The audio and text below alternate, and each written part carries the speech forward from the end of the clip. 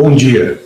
Hoje é quarta-feira, dia 7 de abril de 2021, Dia Mundial da Saúde, Dia do Jornalista. Isso não vem muito ao caso nesse cenário que a gente vive no país e na imprensa brasileira, mas hoje é o Dia Mundial da Saúde e um Dia Mundial da Saúde profundamente trágico, profundamente amargo, né? Sobretudo no Brasil. O Brasil é o epicentro da pandemia por coronavírus. O Brasil é hoje o líder na contagem trágica, mais do que trágica, catastrófica, letal do número de mortes, pessoas infectadas por coronavírus ou em decorrência das infecções por coronavírus.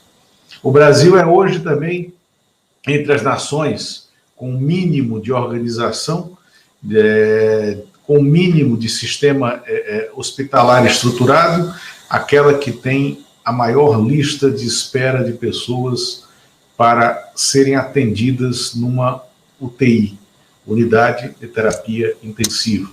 Só em São Paulo já morreram 555 pessoas na contagem de ontem, ao longo dessa pandemia, na lista de espera por UTIs. Nesse país, na noite de ontem, por 317 votos contra 120, a Câmara dos Deputados que é a casa de representação da população, do voto popular brasileiro, a nossa Câmara de Representantes, a Câmara de Representantes, numa democracia representativa, aprovou o escopo de um projeto de lei inacreditável, um projeto de lei que fere a ética, que fere a humanidade, que fere a ética humana. É um projeto de lei que permite que empresas privadas ou associações como sindicatos, associações corporativas, comprem vacinas e vacinem os seus empregados, os seus colaboradores, os seus associados, independente do Programa Nacional de Imunização e independente das prioridades de imunização no país. É um projeto de conotação única no mundo. Nenhum outro país tem uma possibilidade como essa. É um projeto levado para o parlamento brasileiro pelas mãos de empresários bolsonaristas, de empresários como Luciano Hang, que, aliás, a fortuna pessoal dele soube-se ontem, no período de um ano, no ano da pandemia, encolheu 900 milhões de dólares, quase $1 bilhão ele perdeu, né, porque errou nas suas apostas. Luciano Hang e Carlos Wizard. Carlos Wizard, que era simplesmente um empresário que estava sentado dentro do Ministério da Saúde, colocado pelo ex-ministro general Eduardo Pazuello para organizar a logística patética, né, que não funcionou e que ajudou a que a gente chegasse a essa situação de hoje. Né? O Carlos Wizard e o Luciano Hang foram os próceres do convencimento de parlamentares, como o presidente da Câmara, que foi o principal líder desse projeto nefasto que foi aprovado ontem. O Arthur Lira foi o principal porta-voz, o principal líder desse projeto antiético, anti-humanidade, esse projeto vergonhoso que permite a compra de vacinas por empresas privadas e a aplicação dessas vacinas pelas empresas e por associações privadas, mesmo fora do regramento do Plano Nacional de Imunização. É uma absoluta esculhambação e ausência de espírito público, ausência de raciocínio ético, ausência de valores humanos, quando a Câmara dos Deputados aprova um projeto como esse, no lugar de exigir do governo federal que atue como governo central, estruturando de fato o Plano Nacional de Imunização, que fortaleça as estruturas de produção de vacinas que o Brasil já tem no Instituto Butantan, na Fiocruz, e outros institutos que poderiam rapidamente produzir essas vacinas, como o Instituto Ageu Magalhães, no Recife, Fiocruz, no Recife, o Emílio Gueldo, no Pará, né, e outras instituições e laboratórios privados também, por que não, né, para a produção imediata no Brasil de vacinas.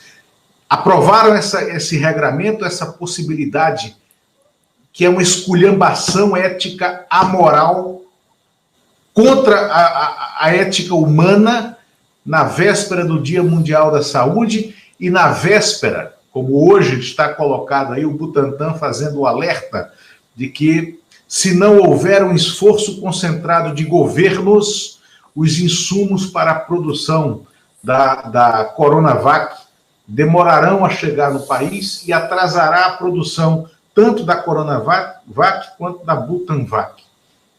Um país que também não conseguiu resolver as suas questões legais para a adoção do número ainda maior de vacinas, né, que a gente possa andar, né, na direção da ampliação, né, do ritmo de vacinação, que é isso que vai conter, né, a pandemia. Não há saída fora da vacinação e está provado num estudo divulgado hoje, né, a partir do Amazonas, um estudo muito profundo, feito com 67 mil casos no estado do Amazonas e que comprova que a Coronavac, né, é extremamente eficaz na contenção da disseminação da variante P1, que é a variante amazônica, que tem um poder de contaminação e disseminação muito maior, né, do vírus coronavírus. É inacreditável o que aconteceu ontem na Câmara dos Deputados, com a liderança de Arthur Lira e com a liderança teórica, né, perversa de empresários como Luciano Hang e Carlos Wizard. Eumano, o que aconteceu ontem na Câmara? Oi, Lula, bom dia. Bom dia, pessoal.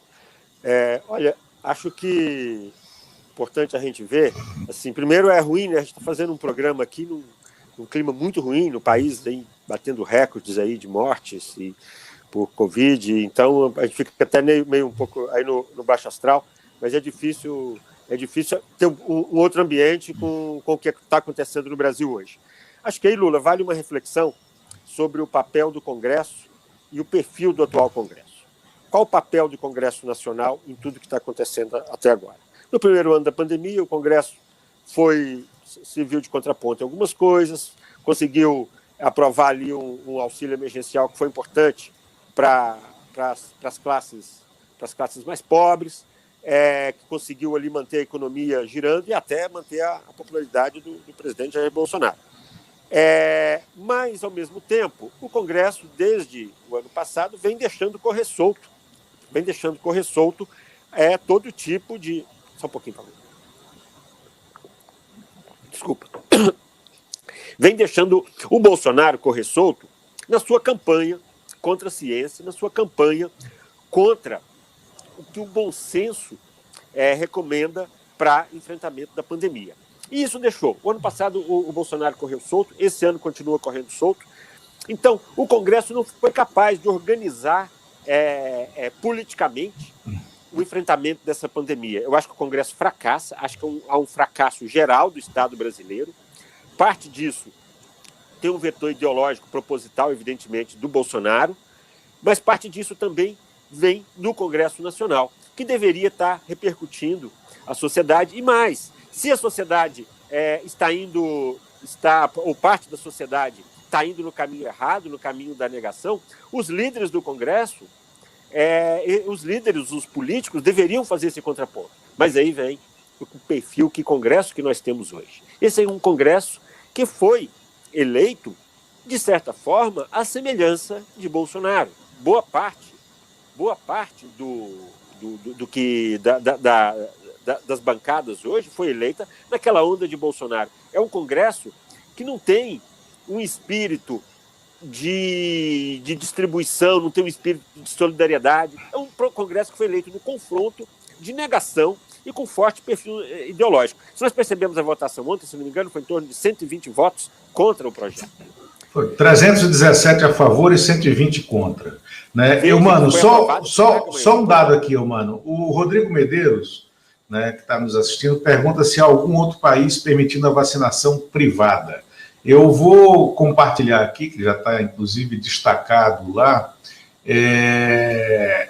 uma frase que é inacreditável, né, do deputado Luiz Miranda. Isso é uma reportagem do próprio site da Câmara dos Deputados.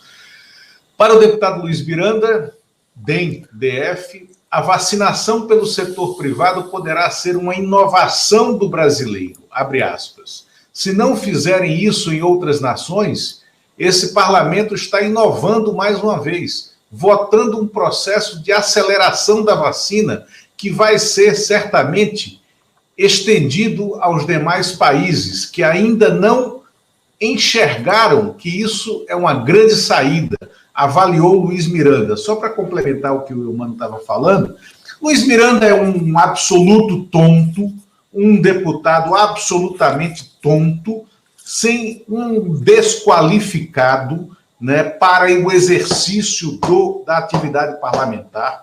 Foi eleito pelo Distrito Federal sem sequer morar aqui, morava em Miami, não veio ao Distrito Federal durante a campanha, foi eleito pelas redes sociais, não tem formação de qualquer tipo, é aquele deslumbrado que exercia o papel de influencer youtuber a partir de Miami e tinha uma vida corporativa no Distrito Federal e comete esse absurdo, ou seja, ele consegue distorcer as coisas e dizer, se o mundo não tinha, vai conhecer a jabuticaba que o Brasil está inventando. O mundo não tem, porque esses idiotas do Congresso brasileiro caíram na armadilha desses empresários, como Carlos Wieser e Luciano Hang e outros que apoiam esse projeto e que jantarão com Bolsonaro hoje em São Paulo. Muitos deles jantarão com Bolsonaro hoje em São Paulo, né? Uma armadilha, até porque os laboratórios não venderão a vacina a corporações privadas. A maioria dos laboratórios, incluídos aí o Johnson, que faz a vacina da Janssen, o AstraZeneca, né, a vacina Oxford AstraZeneca, a Pfizer, já anunciaram que só venderão para governos. Então, qual é o segundo ponto, né, dessa decisão da Câmara de ontem? É aumentar, fazer um lobby junto à Anvisa para que se aprovem vacinas que não estão totalmente testadas, como a Covaxin da Índia, que é de uma corporação privada que atua em paralelo, né, para que elas vendam diretamente para as empresas. Porque os grandes laboratórios, esses cujas vacinas já estão sendo usadas no mundo todo, e 2 delas no Brasil, já anunciaram que não venderão para entidades privadas, só venderão para governos. Então, os empresários levaram o parlamento brasileiro a um falso dilema, a um falso debate, a um debate desfocado, fora de hora. Foi uma armadilha, Eumano. Sim, Lula. Eu só queria fechar um pouquinho aqui o que eu estava falando. Então, assim, eu acho que foi não sei se é exatamente uma armadilha, mas assim, como eu vinha falando, isso é um fracasso do Estado brasileiro, e aí eu peguei aqui até a Constituição, Lula. Eu acho que se for para a gente ter uma interpretação, eu não sou jurista, evidentemente, mas queria ter uma interpretação aí do artigo 5º da Constituição, dos direitos e deveres individuais e coletivos. Artigo 5º. Todos são iguais perante a lei, sem distinção de qualquer natureza, garantindo-se aos brasileiros e aos estrangeiros residentes no país a inviolabilidade do direito à vida, à liberdade, à igualdade, à segurança e à propriedade nos seguintes termos. Então, Lula, assim, me parece que, de cara, o Congresso está criando uma lei que torna alguns brasileiros, para usar a expressão de George Orwell, mais iguais do que os outros. Você cria dentro da sociedade brasileira uma fatia que se diferencia do restante da população. Então, eu acho que isso daí, aí falando politicamente, eu acho que esses deputados e senadores estão tentando, ao mesmo tempo, aí, dialogar aí com seus financiadores, dialogar aí com as eleições do ano que vem. Agora, eu acho que estão entrando no pior dos rumos. Eu acho que há um equívoco de metodologia, assim, há um equívoco de princípios mesmo, que esse Congresso... Veja, há poucos dias morreu o Major Olímpio. No primeiro dia parecia que havia uma consternação em relação a isso. Ninguém nem se lembra mais que morreu um senador saudável, que estava fora da área dos grupos de risco. Então, assim, eu acho que o Congresso está fazendo um papel danoso em alguns aspectos, porque ele, em vez de estar se contrapondo ao Bolsonaro nesse discurso negacionista, e não está, hoje o Congresso não faz isso, você não vê nenhum tipo de campanha, nenhum tipo de preocupação em se contrapor a esse negacionismo que tem nos levado aí aos recordes macabros de números de mortes, onde já se viu morrer 4.211 pessoas. O número talvez não seja exatamente esse, tem um pouco de acumulado, mas nós estamos na faixa de quase 4.000 pessoas, ou de 4.000 pessoas morrendo, e se não estamos, tudo indica que continuaremos. Até porque, veja bem, Lula, já tem mais de 2 meses que Arthur Lira e Rodrigo Pacheco tomaram posse aí nos seus cargos, nada mudou. Então, não há pelo contrário, eu acho que há uma boa vontade desse governo. E veja, não sei onde nós vamos parar não, viu, Lula? Porque não há nenhum tipo de... Não há liderança, não há vontade política, há uma tolerância imensa com a forma com que o governo vem tratando, essa negligência que vem tratando. Acho que nós temos tempos duros, né? Abril, tudo indica, vai ser um mês fúnebre aí para todos nós, já começou. Aterrador, mano. Nós publicamos na Plataforma Brasília, no site plataformabrasilia.com.br, reproduzimos o podcast do Miguel Nicoleles, que foi da terça-feira passada, ele hoje vai enviar um outro, é um podcast que está ancorado no site do jornal É o País, que projeta um abril e um maio aterradores para o Brasil, e projeta a gente está encerrando maio com mais de 500 mil mortes, né? E a escalada dele vem se consolidando. Veja bem, nós tivemos no dia de ontem o mesmo número de mortes em 24 horas que foi obtido em 60 dias entre abril e maio de 2020, no início da pandemia. Nós, há apenas 60 dias, chegávamos ao patamar de 2.000 mortos por dia.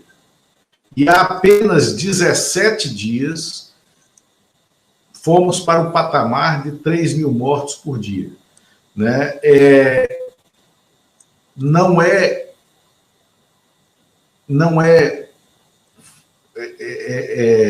exagero imaginar que os cientistas que analisam essa escalada, e são cientistas, e sabem o que estão fazendo, projetam as 5.000 mortes diárias para daqui a pouco, para algo dentro de 15 a 20 dias. E no meio desse desastre, nós temos que como pano de fundo desse cenário, a sessão de hoje do Supremo Tribunal Federal, do plenário do Supremo Tribunal Federal, hoje à tarde, que irá decidir sobre a permissão concedida pelo ministro do Supremo, nomeado pelo Bolsonaro, e por que não dizer, pelo ministro do Supremo bolsonarista, o Cássio Nunes, né, que permitiu, no sábado, que templos e igrejas abrissem e realizassem cultos e missas com público, né? Não só no domingo de Páscoa, como já passamos, mas daqui para frente.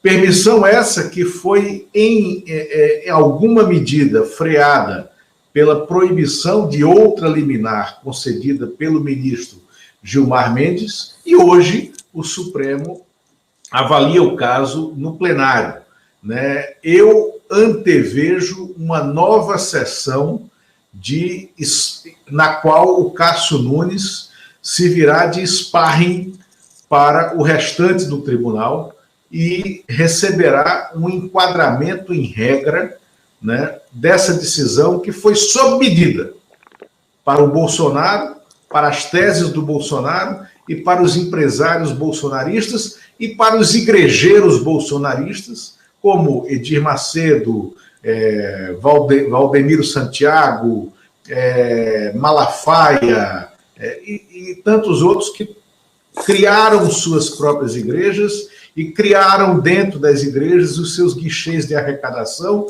e que precisam do povo indo às igrejas para pagar o dízimo e manter essa estrutura que eles criaram, que foi uma estrutura empresarial, os mercadores da fé. Eu mando. Essa é uma parcela do eleitorado que foi decisiva para a eleição do Bolsonaro, né? Então, quando você relaciona o voto do ministro Cássio Nunes com o bolsonarismo, está fazendo uma relação direta, real, porque é um setor que foi bastante coeso, acho que em torno de 70%, 80% desse setor votou no Bolsonaro nas últimas eleições, e que ainda é parte importante desse percentual aí dos 30% da população que apoia Jair Bolsonaro. Então, evidentemente, o Cássio, indicado pelo Bolsonaro recentemente para o Supremo, quando ele faz essa... Quando ele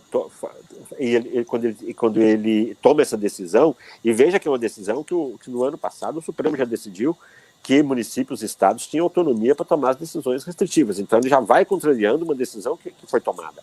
Então, isso mostra um perfil bastante ousado, né, do ministro Cássio, que chega com uma carreira aí diferente, uma carreira aí fora dos grandes centros, era um ministro desconhecido aí do grande público e que chega aí pelas mãos do Centrão e que chega também aí, agora fica claro, fazendo aí, tomando decisões aí importantes aí pro Bolsonaro, para manter fiel aí esse público. Aí, Lula, me preocupa um pouco, assim, acho que essa mistura de religião com política, né, ela é ruim para os dois. Ela é ruim para a política porque ela leva o fanatismo, ela tira a razão, ela cria intolerância, né? Mas ela tem outros efeitos, até para os próprios evangélicos. Porque à medida que você cria essa diferença, à medida que você cria essa divisão, você também acaba criando uma intolerância do outro lado. Evidentemente que para os evangélicos também, eles também, está o tempo todo uma parcela da população também que discorda desse tipo de coisa, e não é pequena a parcela da população que discorda dessa abertura dos templos, dessas aglomerações. Então, eu acho que isso é ruim para o futuro, inclusive para quem professa aí com legitimidade a sua fé. Então, esses setores evangélicos também, e isso eu não falo da minha cabeça, já andei vendo especialistas sobre isso, o quanto é ruim, né? A reforma protestante, ela existiu exatamente era no sentido de você ter uma separação da igreja e do Estado. E hoje você tem essa mistura da política que nos é muito, muito negativa. Então, eu acho que nisso tudo, essa decisão e essa sessão, e aí eu concordo com você, essa sessão de hoje tende como você sabe, eu não gosto de fazer previsões, mas pelos sinais que a gente já tem dado, do ministro Marco Aurélio, do próprio Gilmar Mendes, que são os dois mais experientes, antigos aí do Supremo, o novato, o ministro Cássio, vai passar por mais uma sessão aí, por mais uma sessão de sermão aí, de carão, né, como se diz também, e acho que isso mostra que teremos tempos muito difíceis no Supremo, porque basta o voto de um ministro para que você passe uma semana por causa disso agora discutindo, enquanto isso você teve o final de semana de Páscoa, as igrejas, muitas igrejas cheias, muitas igrejas fazendo aglomeração, as imagens que foram divulgadas foram chocantes nesse sentido.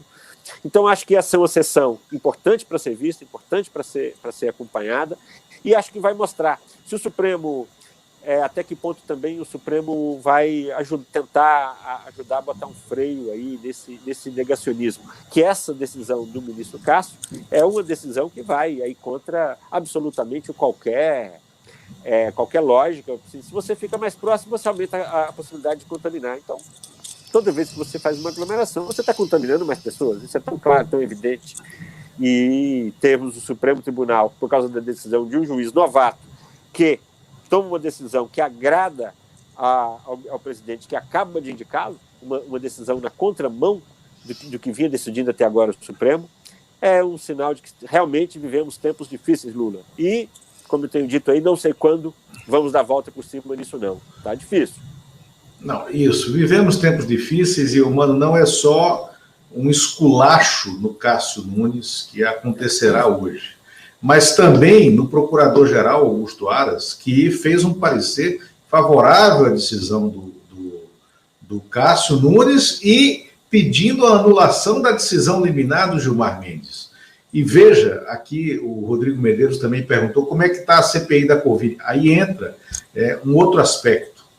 A CPI da Covid continua parada na mesa do Senado, já tangenciando a ilegalidade, porque o presidente do Senado não pode segurar por tanto tempo um pedido de CPI que tem as assinaturas necessárias e tem 30% a mais do que o mínimo de assinaturas necessárias, aonde é multipartidária a frente que quer a instalação dessa CPI da Covid.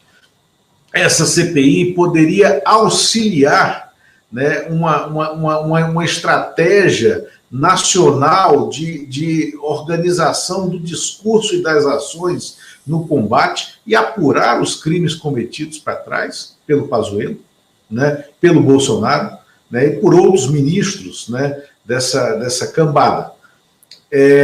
Mas aí a Procuradoria-Geral da República tem essa postura. E por quê? Porque o Augusto Aras está na rinha de briga de galo entre ele e o André Mendonça, que era ministro da Justiça e que caiu para a AGU, voltou ao posto de advogado-geral da União, e os dois disputam a indicação de Bolsonaro para o Supremo, na vaga do Marco Aurélio. E o Augusto Aras, caso seja indicado, terá que passar 2 vezes em um ano por uma sabatina no Senado. A primeira, em maio, no mês que vem, quando ele precisa ser reconduzido ao posto de Procurador-Geral da República, primeiro saber se vai ser reconduzido ou não. Ele que já rompeu, já se tornou um procurador-geral ilegítimo, ao não ter se submetido à corporação, que tinha uma lista tríplice votada entre os procuradores, a qual ele não se submeteu. Tudo bem, não estava dentro do ordenamento legal, não era uma obrigação legal a submissão do nome à lista tríplice. Mas desde o Lula, e todos os procuradores dos governos Lula e Dilma se submeteram à lista tríplice, a própria Raquel Dodge, que foi nomeada pelo Michel Temer, naquele período, naquele intervalo entre o governo Dilma e o governo Bolsonaro, ela se submeteu. Não foi a primeira, né, mas era a segunda da lista, foi a segunda mais votada. O Lula e a Dilma sempre colocaram os primeiros, os mais votados. O Bolsonaro sequer observou a lista tríplice dos procuradores. Primeiro, Augusto Aras vai manter a sua tradição pessoal de passar por cima, né, da corporação. Segundo, o Senado fará uma sabatina de verdade do Augusto Aras ou uma sabatina de mentira, como é o costume? Porque as sabatinas do Senado brasileiro são circos armados que não investigam nada. Se você olhar como os candidatos a cargos que precisam ser sabatinados são sabatinados no Congresso americano e comparar com o que acontece no Brasil, é inacreditável. O Senado americano já sustou uma indicação do Clinton para a Suprema Corte, né? Ele não conseguiu fazer indicação. E também não chegou ao momento da indicação, né? Mas articulou, e aí foi quase que um golpe dado no Obama, né? Também numa indicação do Obama que o Senado articulou para que não fosse feito, né? Então, o Senado brasileiro poderia vestir, né, o seu poder de poder e atuar, mas não o faz, não o fará, está acovardado, está, como se diz no Rio Grande do Sul, acoelhado ou acadelado, né? É isso que está acontecendo. Mano, além desse pano de fundo, dessa agenda, desse julgamento no Supremo Tribunal Federal, hoje uma pauta que se impõe, né, que se impõe para a discussão também, é a questão política, né? O que está se formando, né, na última semana, né, saíram 3 pesquisas de opinião, uma delas com maior mídia, a pesquisa XP e PESP, que mostra o ex-presidente Lula já nominalmente à frente do Bolsonaro no primeiro turno e consolidadamente à frente do Bolsonaro, do Moro, do Mandetta, do Dória, de qualquer outro adversário, vencendo a eleição em segundo turno, né? O Poder Data da semana passada também já mostrava o Lula nominalmente à frente do Bolsonaro no primeiro turno, né? Houve uma pesquisa que foi encomendada pelo MBL, vejam bem, o MBL, que é um movimento de empresários que foi bancado por partidos políticos do centro, do centrão, no golpe de 2016. Entre esses partidos que bancaram o MBL estava o PMDB, por exemplo, com verbas saídas da sua fundação, né, para que fizessem as postagens e a articulação nas redes sociais pelo impeachment da Dilma, né? O MBL, que foi fundamental na eleição do Bolsonaro e na formação desse Congresso com parlamentares de extrema-direita saídos das redes sociais, como Kim Kataguiri, Joyce Hasselman, Bia Kicis, a Carla Zambelli, o próprio Luiz Miranda, né, do qual já falamos aqui também, entre outros. O MBL quer virar partido. Cooptou os movimentos que se diziam de renovação da política, né, como Acredito e um desses outros, o Livres, né, o Livres. E fez uma pesquisa. Colocou entre os nomes presidenciáveis o comediante Danilo Gentili. Danilo Gentili obteve 4% de intenções de votos. Mesmo patamar de Luciano Huck, 4%, João Dória, 4%, Luiz Henrique Mandetta, 4%, João Amoedo, 3%. Nessa pesquisa, Lula também está nominalmente à frente do Bolsonaro no primeiro turno, acho que com 25%, e Bolsonaro com 21%. E Lula vence a todos no segundo turno. O Lula está se tornando paulatinamente aquilo que a gente já falou aqui, polo do cenário eleitoral. Né? Ele deslocou o eixo da discussão eleitoral. E ontem o Ciro Gomes, talvez em desespero, né, fez um apelo para que o Lula não fosse candidato, para que o Lula repetisse a Cristina Kirchner. Mas está ficando claro, está se configurando que talvez seja a agonia está se dando agora, não do centro à esquerda, mas sim do centro à direita, para a definição do candidato a presidente que irá disputar o segundo turno. Você acha que essa discussão ainda está muito verde? Como você está vendo esse cenário, essa formação de um bloco, de um núcleo de posição política, e qual o papel, qual o tamanho, qual o papel, qual o lugar do Ciro nesse bloco e nesse cenário? Olha, Lula, eu acho que a discussão está muito verde, mas eu adoro essa discussão. Então, acho que conversar sobre política e conversar sobre o cenário nacional para o ano que vem, eu acho que é inevitável. Acho que nós tivemos na semana passada, nas últimas semanas, 3 movimentos muito importantes relacionados a 2022.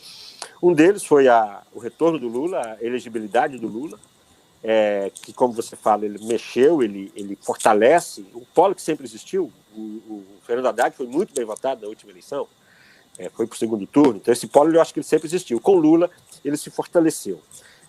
Teve também a crise militar, a troca do ministro da Defesa, dos comandantes militares. Isso também foi uma discussão que tem reflexo para o ano que vem, porque tem reflexo no desgaste do Bolsonaro e nas opções que ele faz. E teve o manifesto assinado por 6 pretendentes ao Palácio, são ditos de centro, mais ou menos isso, se comparar com o Bolsonaro, realmente sim, um centro-direita, seria melhor para definir, que eles lançaram. Eu acho que foi um movimento que, veja bem, no momento em que o Lula cresceu, o Bolsonaro precisou mudar as atitudes dele, algumas coisas, passou a correr atrás de algumas coisas que o Lula passou a cobrar, relacionada à vacina, relacionada a contatos com líderes estrangeiros. E, diante disso, esse centro resolveu crescer. No momento, eu acho que o movimento deles é crescer para cima do Bolsonaro.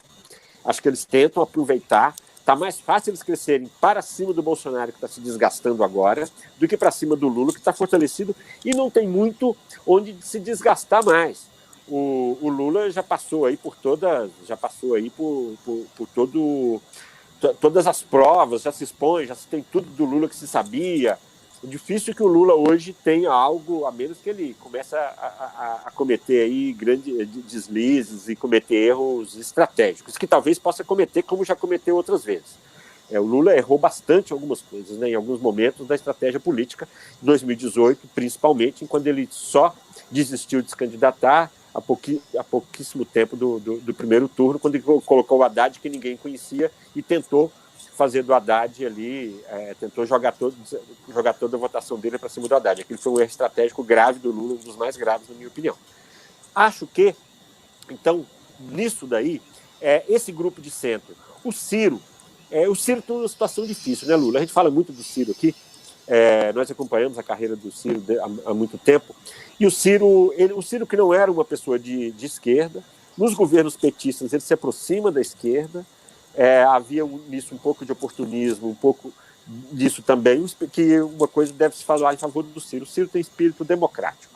O Ciro, mesmo quando ele era do PDS, o pai dele era do PDS, no movimento estudantil, ele era contra a esquerda no movimento estudantil, mas o Lula era pela redemocratização.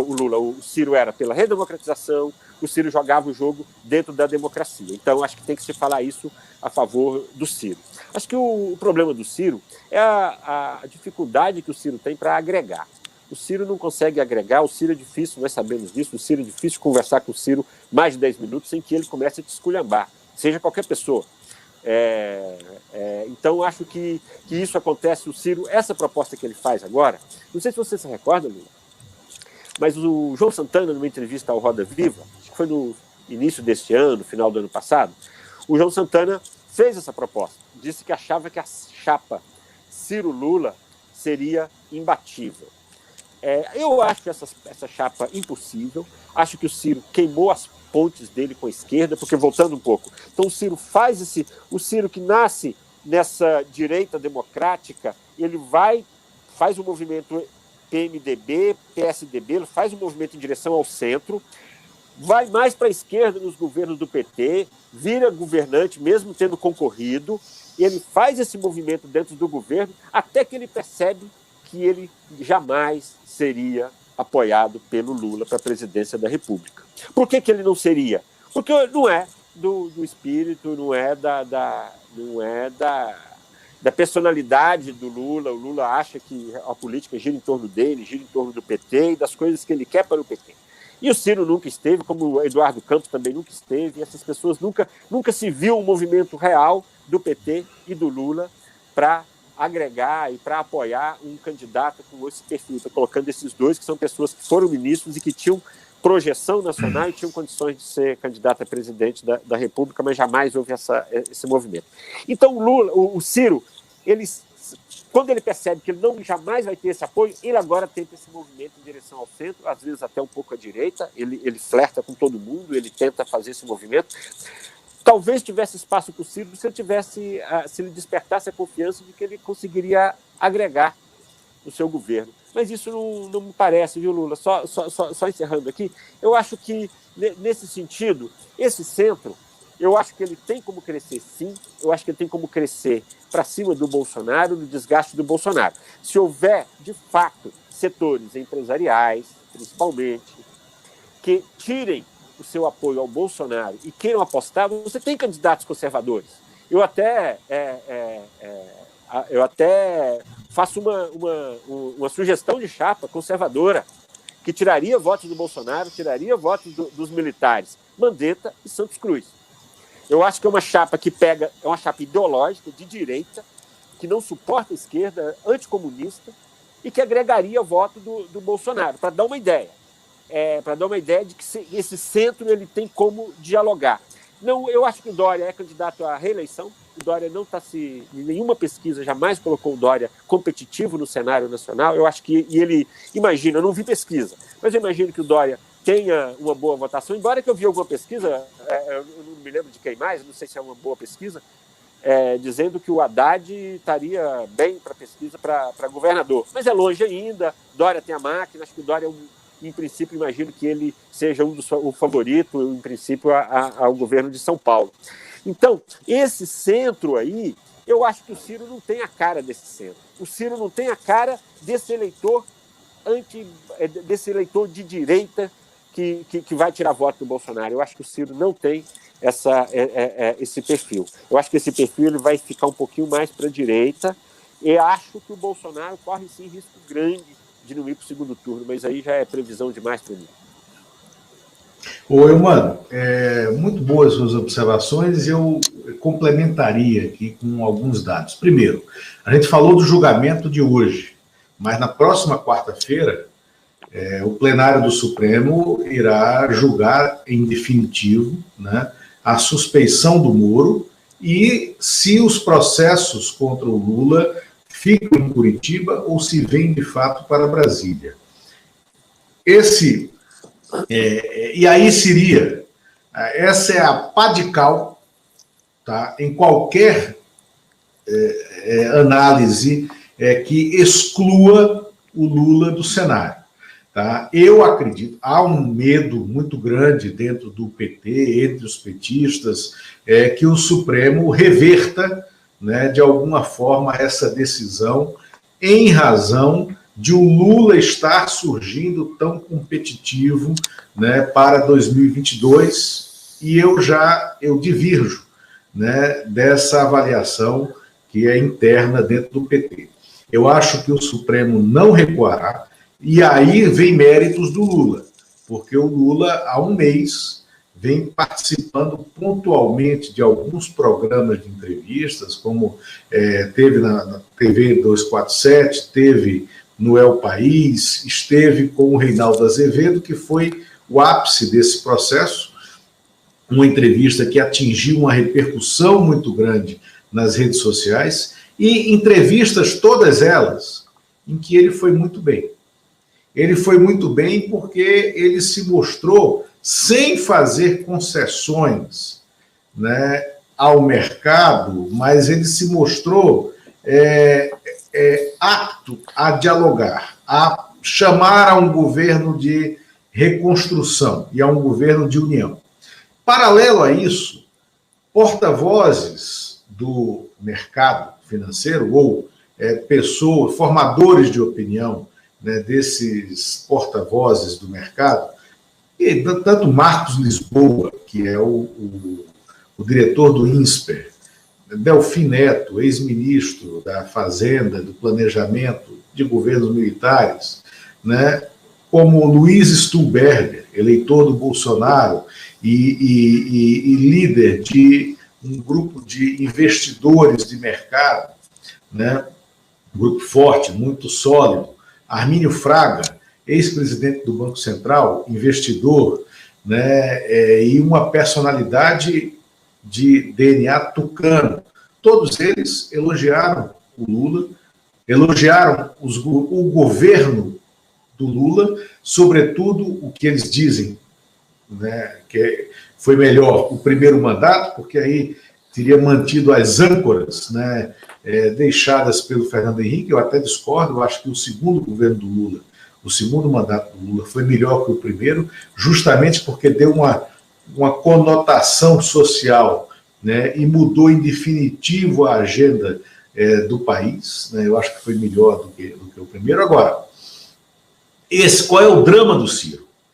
É que quando o Lula estava impedido, o Ciro tentava transitar da esquerda para a direita como o nome que enfrentaria o Bolsonaro, dando à direita liberal democrática brasileira um verniz de esquerda. Lula no cenário muda essa polaridade, e o Ciro não tem como transitar nesse mercado. Aí o Ciro sabe que ele tem todas as resistências justamente do mercado financeiro, justamente dos formadores de opinião do mercado financeiro, que não o suportam. Eu estou escrevendo um texto, um artigo, e vou publicar hoje, né, à tarde, na plataforma Brasília, sobre esse processo, né, sobre esse cenário eleitoral, e também no 247 e no Jornalistas pela Democracia. Mas, lembrando, eu começo abrindo com uma história de 2002, quando o Ciro foi candidato a presidente da República, e o Tasso Gereissati, que era o fiador daquela candidatura, trouxe para o Brasil o economista brasileiro José Alexandre Shenkman, que era nada mais, nada menos que o diretor do Departamento de Economia da Universidade de Princeton, nos Estados Unidos, aonde ele chefiava 7 prêmios Nobel de Economia. O Ciro distratou, não ouviu, não tinha paciência para escutar o José Alexandre Shenkman, que um dia fez as malas e foi embora. Voltou para os Estados Unidos e disse, ó, não estou aqui pedindo para ser ouvido, né? Eu vim colaborar. E esse é o Ciro. É o personagem que adora se ouvir e não ouvir os outros, que adora ouvir a própria voz e que adora, pratica aquela estratégia de diminuir o interlocutor, né? E aí não há nenhuma paciência ou confiabilidade da Faria Lima nele. E por que isso importa? Porque a associação que o Ciro tinha que ter para se tornar viável como candidato era caminhar para a direita, caminhar para o DEM, caminhar para o PP, para o Solidariedade, para esses partidos que ouvem demais até os empresários, os executivos, a Faria Lima. Haja visto o que está acontecendo em relação à vacinação. Então, se esses dealers de opinião dizem para os parlamentares, para os donos de partido, para os coronéis de partido, não confio no Ciro, o Ciro não se viabiliza. E essa chapa que você desenhou aí, essa chapa de direita, Santos Cruz Mandetta ou Mandetta Santos Cruz, é um pouco aquilo que o nosso entrevistado de segunda-feira, o coronel da reserva, Marcelo Pimentel Jorge de Souza, desenhou um pouco, né? E eu concordo plenamente. O espaço que tem para ser navegado é o espaço do centro à direita, porque do centro à esquerda está mais ou menos resolvido, a não ser que o Supremo resolva rasgar tudo que já fez e criar um novo impedimento que eu não acredito ao Lula, né? Agora, uma chapa de direita, ela pode sim deslocar o Bolsonaro do segundo turno, se ele ainda estiver no cargo, coisa que eu não acredito.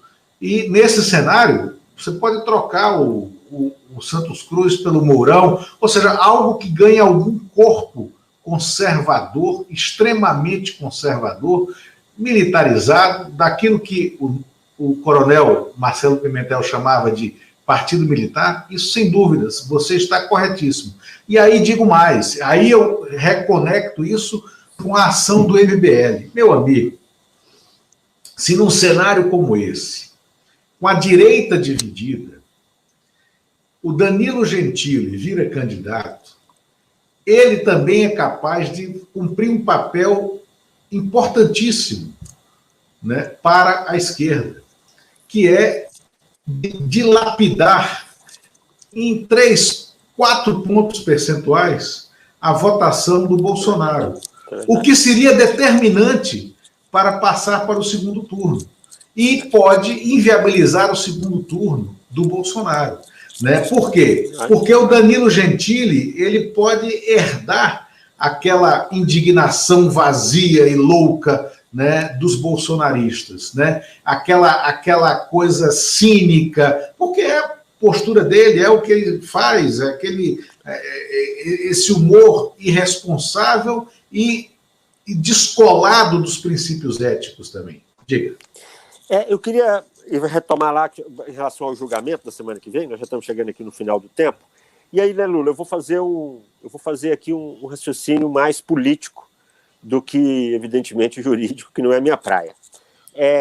O país, ele tem ambientes, né? Você teve um ambiente aí de muita... Você teve um ambiente aí que o Bolsonaro se aproveitou muito bem, que foi o ambiente da Lava Jato, o ambiente das investigações aí contra, principalmente, os governos petistas. Esse ambiente, Lula foi condenado, Lula foi preso, Lula saiu. E hoje, quando você veja que o Gilmar Mendes, há algum tempo, vem falando na necessidade de se fazer um julgamento justo do Lula.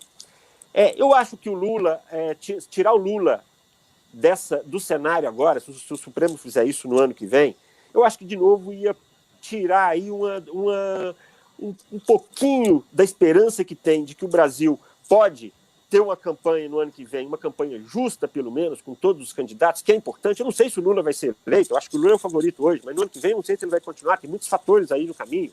Agora, tirar o Lula nas condições atuais, eu acho que aumentaria muito a radicalização no país, talvez e é uma coisa que o Bolsonaro aposta nisso, inclusive, né? O Bolsonaro aposta nessa radicalização, o Bolsonaro aposta nesse tipo de coisa.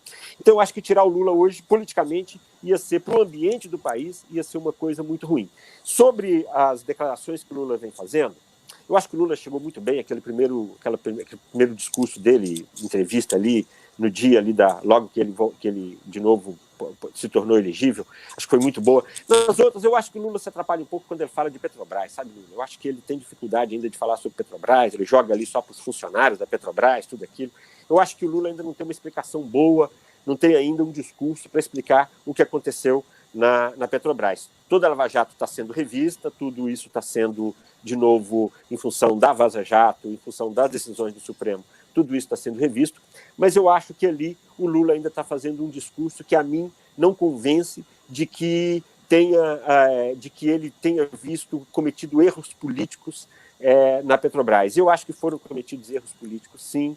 Acho que a distribuição entre partidos, da maneira como é feita, acho que não pode acontecer, porque no momento que você tem isso junto com um funcionário corrupto, aí você tem um cenário para você, um cenário danoso para a empresa mais importante aí do país. Eu queria só fazer essas observações aí, e acho que sim, esse julgamento na semana que vem é um dos fatos mais importantes, não só para agora, mas também para 2022. É isso. Sem dúvida. Mano, né, e com essa tua observação final e pelo tempo, chegamos ao fim. Muito obrigado a quem nos acompanhou até aqui. E esse programa é reproduzido no fim de semana na TV 247. Obrigado, até logo, até sexta-feira. Abraço.